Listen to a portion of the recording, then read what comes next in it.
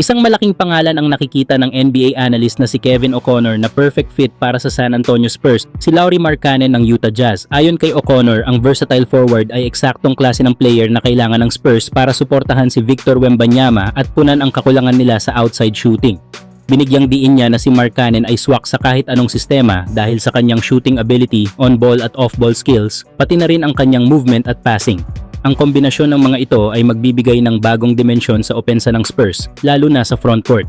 Dagdag pa ni O'Connor, malaking tulong para sa Spurs ang pagkakaroon ng isang stretch big na kayang bumitaw mula sa perimeter, bagay na kasalukuyan nilang kulang. Sa pamamagitan ng isang trade, makakakuha ang San Antonio ng reliable scorer at floor spacer na makapagpapagaan ng buhay para kay Wembanyama at sa iba pang young core ng koponan.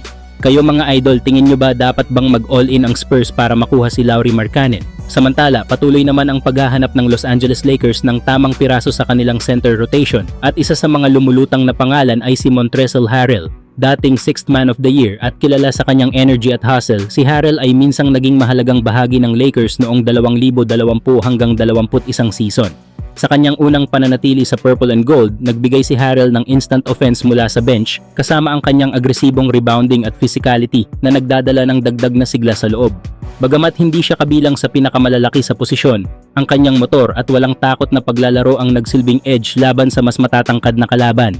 Para sa Lakers na kasalukuyang naghahanap ng spark sa paint, ang muling pagkuha kay Harrell ay maaaring maging isang low-risk, high-reward na hakbang. Bukod sa familiarity niya sa sistema at sa team culture, maaaring magdala si Threats ng energy na matagal nang hinahanap ng Lakers sa kanilang frontline. Kayo mga idol, sa tingin nyo ba dapat bang ibalik ng Lakers si Montrezl Harrell? Samantala, isang dating 3 beses na kampeon ng Los Angeles Lakers ang nagpahayag ng matinding opinyon. Dapat raw i-trade ng Lakers si Austin Reeves para makahanap ng mas angkop na piraso sa tabi ni LeBron James at Luka Doncic. Sa nalalapit na pagbubukas ng panibagong NBA season kung saan makakaharap ng Lakers ang Golden State Warriors sa Oktubre 21, sabik nang makita ng fans kung paano gagalaw ang bagong rotation na pinangungunahan nina LeBron, Luka, DeAndre Ayton, Marcus Smart at Jake LaRavia. Gayunpaman, kahit may mga solidong upgrades na ang koponan ngayong off-season, naniniwala ang nasabing ex-Laker champ na kailangan pa rin ng mas balance at versatility ang roster.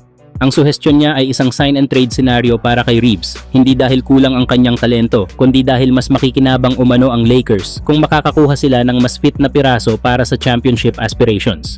Sa puntong ito, nagiging mainit ang diskusyon sa loob at labas ng Lakers community. Dapat bang manatili si Reeves bilang core piece o mas makakabuti bang i-trade siya para sa mas tamang kombinasyon? Kayo mga idol, anong masasabi nyo? Trade ba o manatili si Austin Reeves sa Lakers?